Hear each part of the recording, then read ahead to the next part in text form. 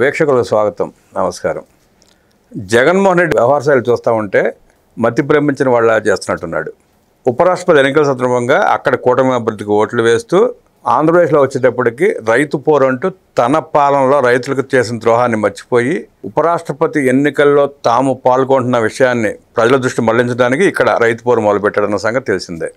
అలాగే ఇవాళ కూటమి ప్రభుత్వం 15 నెలల కాలంలో వాళ్ళు చేసిన అభివృద్ధి సంక్షేమ కార్యక్రమాలను వివరిస్తూ ప్రజలకు తెలియజేయాలనే ఉద్దేశంతో బహిరంగ సభ ఏర్పాటు చేసి వివరించే ప్రయత్నం చేయడం మనం చూస్తున్నాం.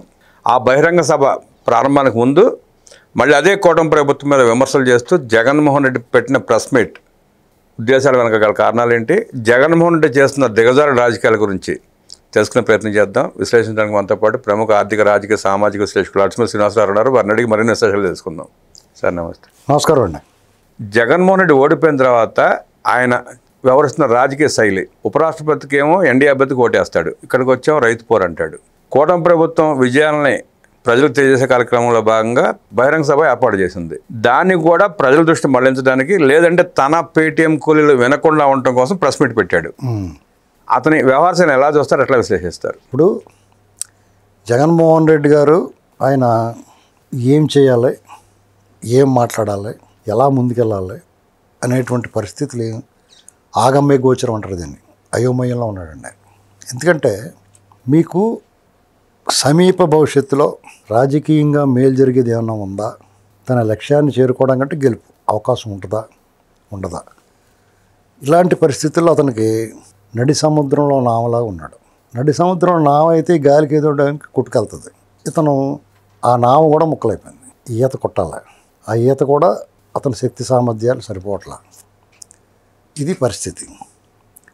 ఆయన స్వయంకృతం వల్ల ఆ పరిస్థితి ఆయనకు వచ్చింది. ఇక ఉపరాష్ట్రపతి ఎన్నికల్లో ఆయన బేషరతుగా ఎన్డీఏకి మద్దతు ఇచ్చాడు. నిజంగానే ఆయన సన్నిహితుడు ఉండవల్లి అరుణ్ కుమార్ లాంటి వాళ్ళు కూడా ఆయన తీవ్రంగా విమర్శించారు. నువ్వు రాజకీయ సమాధి చేసుకున్నావు, నిన్ను ఆల్రెడీ ప్రజలు గొయ్యి తీసుకెట్టారు, దాని మీద నీ సమాధి కట్టేసుకుని సిమెంట్ కాంక్రీట్ పోసేసుకున్నావు నువ్వు అని చెప్తున్నాడు. అది వాస్తవంగా అది ఎంతవరకు కరెక్ట్ అనేటువంటిది ఆలోచిస్తే మరి ఆయన చెప్పిన దాంట్లో తప్పే ఉంది. నిన్ను ఓడించిన వాళ్ళు ఎన్డీఏ కూటమి నిన్ను ఓడించింది. నిన్ను ఓడించిన వాళ్ళు, ముఖ్యంగా నీ ప్రత్యర్థిగా భావించిన వాళ్ళు, నీవు వాళ్ళ పొడ అసలు గిట్టని వాళ్ళు అక్కడ ఉన్నారు. నీకు అసలు చంద్రబాబు గారు, పవన్ కళ్యాణ్, వీళ్ళ పొడ అసలు గిట్టదు అతనికి. వాళ్ళని చూడటం కూడా ఇష్టపడరు అతను. అందుకనే కదా అసెంబ్లీకి వెళ్ళటం మానేశాడు. అటువంటిది వాళ్ళతో కలిసిన ఎన్డీఏ కూటమి, తెలుగుదేశం మంత్రులు ఉన్నారు అందులో, ఎన్డీఏలో తెలుగుదేశం ఎంపీలు ఉన్నారు, అలాగే బీజేపీ వాళ్ళు ఇక్కడ కూటమిలో ఉన్నారు, మంత్రులుగా ఉన్నారు. ఇలాంటి పరిస్థితుల్లో నిన్ను నీ పార్టీని ఓడించిన దాంట్లో బీజేపీ, ఎన్డీఏ 3 పార్టీలు కలిపి ఉన్నాయి. నీవు రాజకీయంగా ఎట్టి పరిస్థితుల్లోనూ వాళ్ళు ఎటువంటి నువ్వు తెడ్డం అనాలంతే. అలాగైతేనే నీ అభిమానులు నీ మిగులుతారు. వాళ్ళలో కూడా భిన్నాభిప్రాయాలు వ్యక్తం అవుతూ ఉన్నాయి. వాళ్ళు ఏమనుకుంటున్నారంటే, సాధారణంగా సిద్ధాంతపరంగా మా అన్న ఇలా చేసేడేటి అని బాధపడాలి ఎవరన్నా. వాళ్ళందరూ ఏమనుకుంటున్నారో, లేదు జగనన్న ఇలాగ వాళ్ళకి సపోర్ట్ చేయకపోతే చెక్కేస్తారో, ఓ బూత్ మాట మాట్లాడతా అది చెక్కేస్తారో, లేకపోతే లోపల మింగుతారు, ఇలాంటి మాటలు మాట్లాడుకుంటున్నారు. అంటే నీకు అభిమానులుగా ఉన్న వాళ్ళకి నీ తాలూకు వ్యవహారం మొత్తం తెలుసు అన్నమాట. అంటే నీ వ్యవహారం అంతా తెలిసే నీకు మద్దతు ఇస్తున్నారంటే వాళ్ళందరూ నిన్ను మించిన వాళ్ళు. అర్థమైందండి. వాళ్ళకి అవకాశం లేక అలా ఉండిపోరు, కానీ లేదంటే నీకే ఆశ్చర్యం వేసేలాగా దెబ్బెత్తారు వాళ్ళు. ఏమండి, కాబట్టి ఇతను రాజకీయంగా తన అవసరానికి, తన మీద ఉన్న కేసులు మీద పడకుండా ఉండడానికి అతను చేసే ప్రయత్నం అతను చేస్తున్నాడు. ఒకవేళ ఆ ప్రయత్నం ఫలిస్తుందా, ఎంతవరకు ఫలిస్తుంది? ఎందుకంటే యువతల ఒకవేళ ఎన్డీఏ కూటమిలో ఒక పార్టీ ఫోన్లేని ఊరుకుందామన్నా మిగతా వాళ్ళు ఎందుకు ఊరుకుంటారు? వాళ్ళు ఉనికిని కోల్పోతారు. ఒకవేళ నీ ఒక్కడికి వెసులుబాటు ఇస్తే వీళ్ళందరికీ చెడ్డ పేరు వస్తుంది. ప్రజల్లో తీవ్రమైన వ్యతిరేకత ఆల్రెడీ వచ్చేసింది. వాళ్ళు తీర్పు చెప్పేశారు. ఇప్పుడు కూటమి ప్రభుత్వంలో ఉన్న ప్రధాన పార్టీలు ఏమన్నా ఇతనికి వెసులుబాటు కల్పించినా, ఎవరైనా ఒత్తిళ్ళ వల్లన్నా కొద్దిగా ఉదాసీనంగా ఉన్న ప్రజల బారి నీళ్ళు పడతారు. కాబట్టి ఎవరైనా తన కాళ్ళ కింద నీళ్ళు తెచ్చుకుంటారు. జగన్మోహన్ రెడ్డి లాంటి అవివేకుడు తెచ్చుకుంటాడు, కానీ చంద్రబాబు నాయుడు గారు లాంటి అపరచాణిక్యుడు, లోకేష్ గారు లాంటి పవర్ఫుల్ యువ లీడరు, పవన్ కళ్యాణ్ గారు లాంటి వాళ్ళు, ఇలాంటి వాళ్ళు ఎందుకు ఒప్పుకుంటారు వాళ్ళు ఏంటండి? కాబట్టి అతను చేసిన పని వృధా ప్రయాస. దానికంటే కూడా అతను మాట తిప్పడం, మడమ తిప్పడం, మా ఓడు వీరుడు, సూర్యుడు, పులి, సింహం అంటారు. కాబట్టి అతను ఇండియా కూటమికి మద్దతు ఇచ్చుంటే బాగుండేది. ఎందుకంటే వాళ్ళ నాన్న ముఖ్యమంత్రి చేసిన పార్టీ ఉన్న కూటమి అది. నువ్వు ఇంత దొబ్బులు దొబ్బేయడానికి ఛాన్స్ ఇచ్చిన పార్టీ. అవును. ఇప్పుడు వాళ్ళ నాన్నగారిని ముఖ్యమంత్రిని చేయకపోతే ఇతనికి ఈ ఛాన్స్ ఉండదు, దోపిడీకి అవకాశం ఉండేది కాదు. రాజగోపాల్, కలగడపడి రాజగోపాల్ గారు అలాంటి వాళ్ళు అతనికి ఏదైనా మా ఊరికి ఏదైనా చూసి పెట్టండి అన్నాడు. అలాగే ఏదో ఒకటి చూసి పెడతారు వాళ్ళు, సబ్ కాంట్రాక్ట్లు ఇస్తాం. అంతేగాని ఇతను ఈ అవినీతి సామ్రాజ్యం నిర్మించుకోవడానికి అతనికి అవకాశం లేదు. మరి ఆయనకి ఆ నాన్నగారికి అవకాశం ఎవరు ఇచ్చారు? కాంగ్రెస్ పార్టీ ఇచ్చింది. మరి కాంగ్రెస్ పార్టీయే కదా ఇచ్చింది. పైగా అప్పుడు డి శ్రీనివాస్ గారు అవ్వాలి పార్టీని అధికారంలో తీసుకొచ్చింది, ఆయన పిసిసి ప్రెసిడెంట్. అయినా సరే ఈయనకి ఇచ్చారు, రెండోసారి కూడా ఇచ్చారు. దురదృష్టవశాత్తు ఆయన చనిపోయాడు. కాబట్టి మరి ఆయనకి ఏమాత్రం విశ్వాసం ఉన్నా, చాలా మంచివాడు జగనన్న అని చెప్తారు కదా వీళ్ళు, విశ్వాసం గలవాడు, ప్రజల ప్రేమ గలవాడు అని చెప్పంటారు ప్రజల పట్ల. మరి మీకు ఇంత చేసిన వాళ్ళకి మీరు ఎంత ఇలాగ వెన్నుపోటు పొడిచాడు అతను?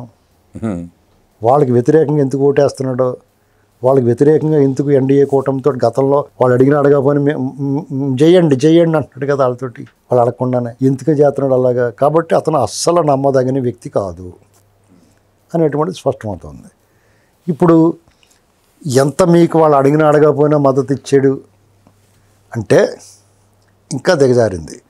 ఇప్పుడు ఈయన ఎన్డీఏకి వ్యతిరేకంగా ఇతను ఎలాంటి నిర్ణయం అన్నా తీసుకునేవాడిని, కానీ క్రిస్టియన్, ముస్లిం మైనారిటీలు ఇతను వెనకాల ఉన్నారు. కారణం ఏంటి? చంద్రబాబు నాయుడు గారి మీద కోపంతో కాదు, వాళ్ళు బీజేపీ పట్ల విముఖతతోటి వాళ్ళు బేసిక్గా సిద్ధాంత వైరుధ్యం. దానివల్ల జగన్మోహన్ రెడ్డికి వెయ్యలేక వాళ్ళకి వ్యతిరేకం కాబట్టి వేసారు అంతే తప్ప జగన్మోహన్ రెడ్డి మీద ప్రేమతోటి వాళ్ళు అతని వైపు నిలబడాల. వాళ్ళు మోసం చేసినట్టు కదా నువ్వు. వాళ్ళందరూ ఇప్పుడు ఎట్టిపోవాలి? వీళ్ళు బీజేపీతో ఉన్న కూటమి ప్రభుత్వం మత సామరస్యాన్ని కాపాడుతుంది, పరమత సహనం కలిగి ఉంది అనేటువంటి భావనలో వాళ్ళు వచ్చారు. ఇంకో నీకు ఆ 11 ఉండవు, 40% ఓట్లు ఉండవు. ఏంటండి అంటే పాలిటిక్స్లో, రాజకీయాల్లో హత్యలు ఉండవు, ఆత్మహత్యలే ఉంటాయనేటువంటిది ఒక నానుడు ఉంది. దానికి పర్ఫెక్ట్గా సూట్ అవుద్ది ఇతని వ్యవహారం. ఎందుకంటే 151 సీట్లు ఇచ్చి అతను గెలిపించిన తర్వాత ఒక రకంగా చాలామంది తిరిగి ఉండదేమో అనుకున్నారు. జాతక పరిపాలన చేసుకుంటే ఆయన తన గొయ్యి తనే తవ్వుకున్నాడు. ఇప్పుడు ప్రతిపక్షంలోకి వచ్చిన తర్వాత మళ్ళీ తిరిగి పుంజుకోవడానికి అవకాశం లేకుండా ఇలాంటి పనులు చేస్తూ ఉన్నాడు. పోనీ ఇలాంటి చేయటం వల్ల వాళ్ళు ఏమైనా వదిలేస్తారా అంటే, ఎవరన్నా వదిలేద్దాం అనుకున్నా కానీ వదలటానికి వీలైనంత దారుణంగా కూరుకుపోయి ఉన్నాడు ఇతను. ఇరుక్కుపోయాడు. ఇప్పుడు ఎవరన్నా ఫోన్లో చూసి చూడండి వదిలేస్తాం లేదు, కొంచెం ఆలస్యం అవుద్దేమో కానీ ఇతను వదిలిపెట్టడానికి అవకాశం లేదు, దారి లేదు, నో వే అవుట్. కాబట్టి అతను రాజకీయ జీవితం సమాప్తమైనట్టే. ఊరికే ప్రెస్ మీట్ పెట్టి అరాచకం చేస్తున్నారో, మీరు ప్రజాపాలన చేస్తున్నారా, ఆ దోపిడీదారులకి మేలు చేస్తున్నారా అంటే ప్రజలు చాలా విజ్ఞులు, చాలా స్పష్టత ఉంది వాళ్ళకి. ఎవరి కోసం పనిచేశారు, ఎవరు ఎలా పరిపాలన చేశారు, ఎవరు పరిపాలన స్వేచ్ఛగా ఉన్నాం అనేటువంటిది వాళ్ళకి స్పష్టంగా అర్థమైంది. కాబట్టి నేను ఇంటికి పంపించారు. ఇప్పుడున్న ప్రభుత్వం నువ్వు ఈ జగన్మోహన్ రెడ్డి గారు సంక్షేమము పథకాలు మాత్రమే పరిపాలన అనుకున్నాడో అదే మాట్లాడుతూ అవుతున్నాడు. ఇప్పుడు ఆ విషయంలో అయితే 100కి 200 మార్కులు వచ్చినాయి కూటమి ప్రభుత్వానికి. ఇతనికన్నా బ్రహ్మాండంగా చేస్తున్నారు సంక్షేమం. అదనంగా మంచి చక్కెర పొంగల మీద కిస్మిస్, జీడిపప్పు అద్దినట్టుగానే పెట్టుబడులు తీసుకొస్తున్నారు, ఉపాధి కల్పిస్తున్నారు, టీఎస్సీలు అవి వేస్తున్నారు, భవిష్యత్తుకి భరోసా కల్పిస్తున్నారు. కాబట్టి ప్రజలు వీళ్ళని వద్దనుకోవడానికి కారణం ఉండాలి కదా. ఈ ఎమ్మెల్యేల మీద లేకపోతే వీళ్ళ మీద ఆరోపణలు వస్తాయనుకోండి, పాసింగ్ క్లౌడ్స్. వాళ్ళు తప్పు చేస్తారు, రేపు అధినేత మందలిస్తాడో వాళ్ళు సరిదిద్దుకుంటారు. నువ్వు సరిదిద్దుకోలేని తప్పులు చేసావు అంటే పొరపాట్లు వేరు, తప్పులు వేరు. ఇప్పుడున్న కూటమిలో కొన్ని పొరపాట్లు జరుగుతాయి, దాన్ని సరిదిద్దుకోవచ్చు. మీరు తప్పులు చేశారు, తప్పే కదా.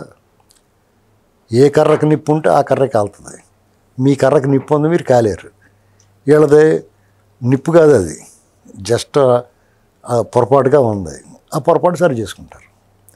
ఇప్పుడు ఈయన ఊరికే ప్రెస్ మీట్ పెట్టి ఇవాళంతా దాని మీద ఈ టీడీపీ వాళ్ళు లేకపోతే మాలాంటి వాళ్ళు అందరూ కూడా విమర్శిస్తారు అతని ప్రెస్ మీట్ని. అయిపోయింది ఇవాళ, మళ్ళీ రేపు ఏంట్రా బాబు టాపిక్ ఎత్తుకుంటాం. ఏంటంటే అర్థమైందా? రోజు ప్రెస్ మీట్ పెడితే రోజు మిఠాయి పొట్లం కింద దొరుకుతుంది. ప్రజల తిరస్కరణతో 150 సీట్ల నుంచి 11 సీట్లకు పరిమితమైన జగన్మోహన్ రెడ్డి తనను నమ్మి ఓట్లు వేసిన ఆ వర్గాల చేత కూడా చేత్కరించబడి ఎన్డీఏ కూటమి అభ్యర్థికి ఓట్లు వేయడంతో తన రాజకీయ జీవితానికి తనే సమాధి కట్టుకుని ఇవాళ ఎన్ని మీటింగ్లు పెట్టినా, ఎన్ని ఉపన్యాసాలు చెప్పినా ఉపయోగం లేదంటూ విశ్లేషించిన అడ్స్మిల్ గారికి ధన్యవాదాలు తెలియజేస్తే నమస్కారం.